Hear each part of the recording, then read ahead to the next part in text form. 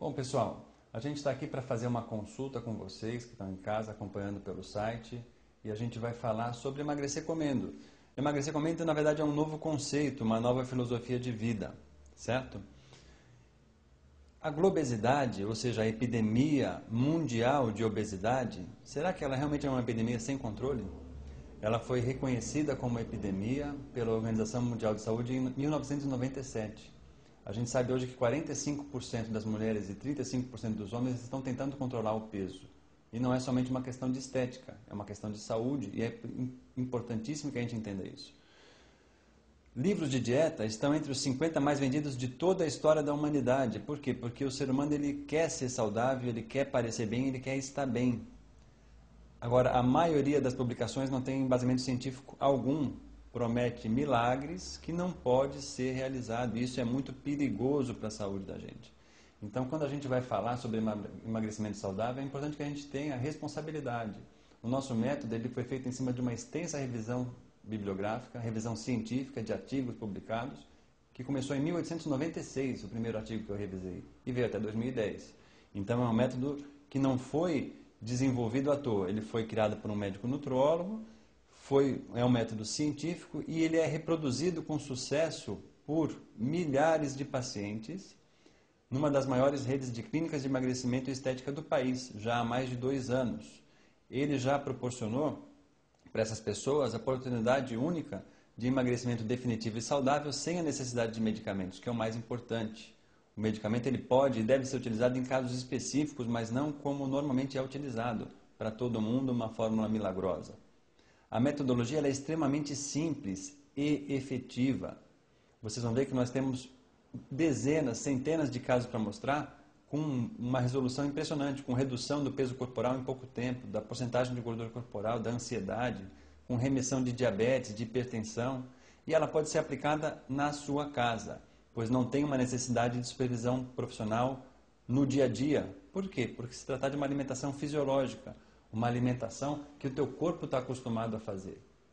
São alimentos naturais, que a gente vai preparar de uma forma especial para ficar com uma melhor apresentação, um melhor sabor, parecido com aquilo que você gosta.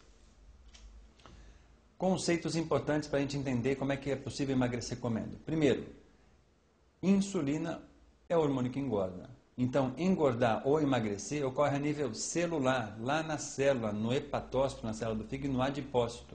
E depende principalmente dos nossos níveis de insulina, e não somente das calorias, como sempre é falado. Os níveis de insulina, eles aumentam de forma diretamente proporcional aos níveis de glicose sanguínea. Os alimentos industrializados costumam conter farinhas refinadas, amido em excesso e outros açúcares. Por quê? Porque é o que dá aquele sabor que a gente está acostumado, da crocância, da aparência do alimento e gera vício. Bom, vício por quê? Porque quando eles elevam muito a nossa glicemia, disparam também de forma excessiva a nossa insulina, de forma não natural, suprafisiológica. Cada vez que a sua glicose passa de 100 mg por decilitro, e não é aquela glicose que a gente mede em jejum, não, no laboratório. Eu vou mostrar daqui a pouco um gráfico que mostra um filme de quem se alimenta corretamente e de quem se alimenta de forma não corretamente, como a gente está acostumado com os alimentos industrializados. A glicose acima de 100, ocorre o disparo insulínico excessivo, e veja bem, quanto maior e mais rápida for a elevação na sua glicemia, maior será a resposta insulínica. E quanto mais insulina você produz, mais forma gordura pelo hepatócito que é acumulada lá no adipócito. Ainda sobre a insulina, os altos níveis de insulina costumam desencadear uma condição clínica conhecida como resistência insulínica. Ou seja, o seu organismo passa a produzir tanta insulina que ele tem que dar uma freada nos receptores de insulina. Ele começa a diminuir a efetividade desses receptores que estão na célula, porque senão você faz uma variação ainda mais brusca, faria uma variação ainda mais brusca na sua glicemia. Isso é prejudicial à vida. Só que essa resistência insulínica ela vai causar outras doenças e vai fazer com que você produza ainda mais insulina. Veja bem, quanto maior for a resistência insulínica, maior a produção de insulina pelo organismo. Mais grave disso tudo é que a resistência insulínica ela é causadora direta de várias doenças, como diabetes mellitus do tipo 2, hipertensão arterial sistêmica, elevação do colesterol, dos triglicerídeos, infarto agudo do miocárdio, AVC ou derrame, Alzheimer, vários tipos de câncer. E os altos e baixos dos nossos níveis de glicose, além de viciarem, eles desencadeiam alterações hormonais que geram muita ansiedade e muita compulsão alimentar.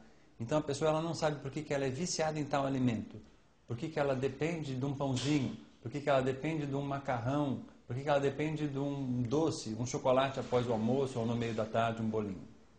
Então, continuando a falar sobre a insulina, é muito importante que a gente entenda esse gráfico que eu vou explicar agora. Esse gráfico, de forma resumida, mostra tudo o que a gente precisa saber. Vamos lá. A insulina é o hormônio que engorda, isso a gente já viu. E aqui a gente vai entender como é que ela é produzida de forma excessiva ou não no nosso organismo. A gente tem aí a variação glicêmica 30, 60, 90 e 120 minutos após a ingestão de pão. Mas nós temos 3 pães diferentes. Pão light, pão de grãos, que é aquele pão mais rústico, e um pão especial, feito com uma receita de baixo estímulo insulínico. Então vamos lá, vamos ver primeiro o gráfico vermelho. Em jejum, você repara que as 3 glicemias estão parecidas. Ou seja, em jejum a pessoa está ali 80, 90 com mel saudável, a sua glicose sanguínea.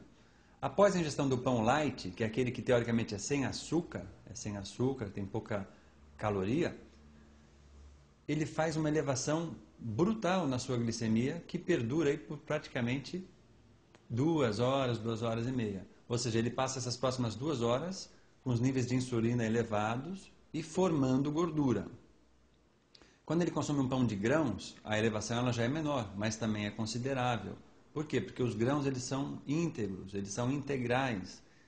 A absorção desses nutrientes é mais lenta pelo organismo. Agora, repara no gráfico verde, que é o que a gente tenta ensinar e mostrar para as pessoas. A variação glicêmica quase não ocorre. Em nenhum momento a glicose desse paciente passou de 100 mg por decilitro. Isso faz com que ele produza insulina de forma natural.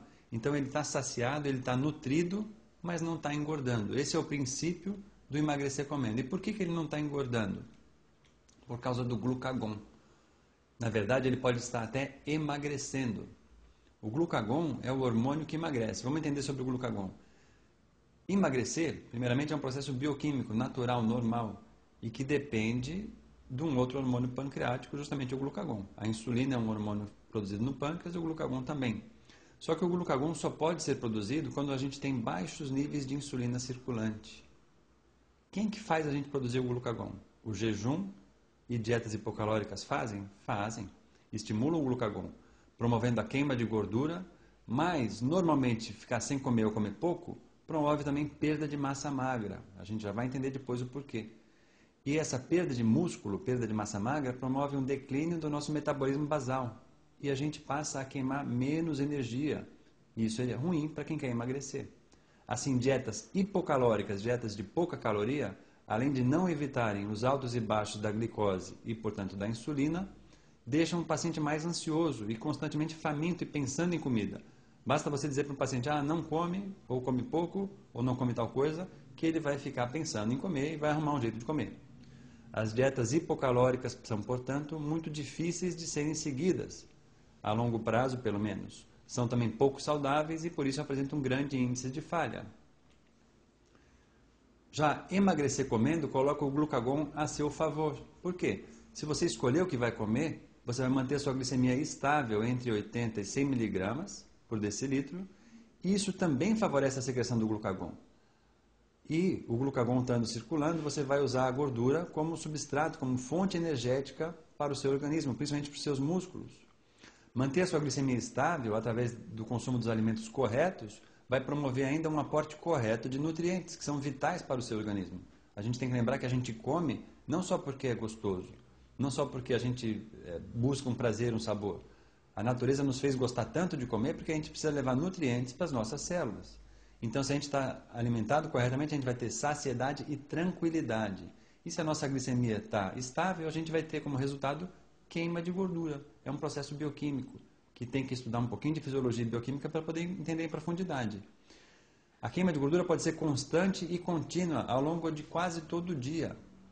E isso ocorre com uma abundância de nutrientes. A queima de gordura pode ser constante e contínua ao longo de quase todo o dia. E isso ocorre com uma abundância de nutrientes.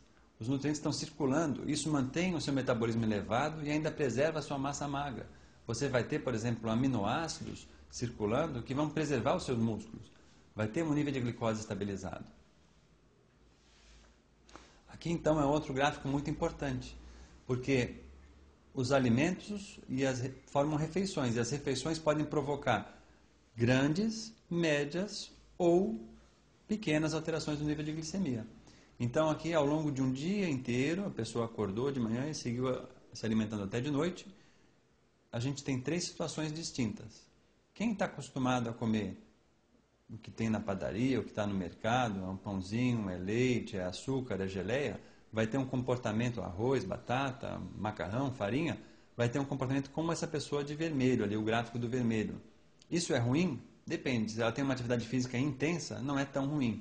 Agora, como a maioria dos pacientes hoje, das pessoas, são sedentárias, isso torna-se bastante ruim. Por quê?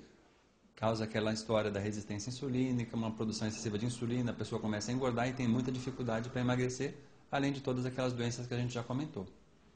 Aí a pessoa resolve fazer dieta, resolve comer pouco, aí fica como o do azul. Ele já está comendo pouco, ele já está sentindo fome e ele já está pensando em comida.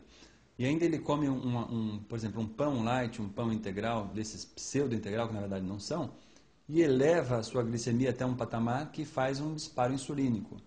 Esse disparo insulínico faz com que, logo depois, aqui ó, perto da 1 hora, a glicose dele desapareça do seu sangue. E essa queda da glicose faz com que o cérebro perceba isso e sinta-se ameaçado.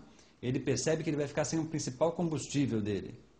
Então o nosso cérebro comanda a secreção de hormônios poderosos que vão elevar a glicemia, a adrenalina e o cortisol.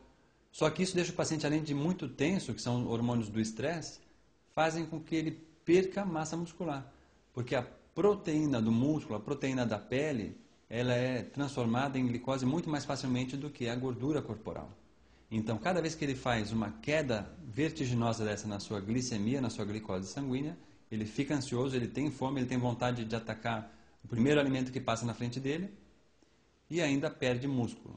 Já quem está fazendo refeição ao longo do dia de baixo estímulo insulínico, mantém, como eu falei anteriormente, os nutrientes em alta, a saciedade e o glucagon, que é quem, afinal de contas, queima gordura, sendo produzido ao longo do dia. O camarada de azul produz glucagon por algumas horas, sempre que a glicose dele está abaixo de 100. O de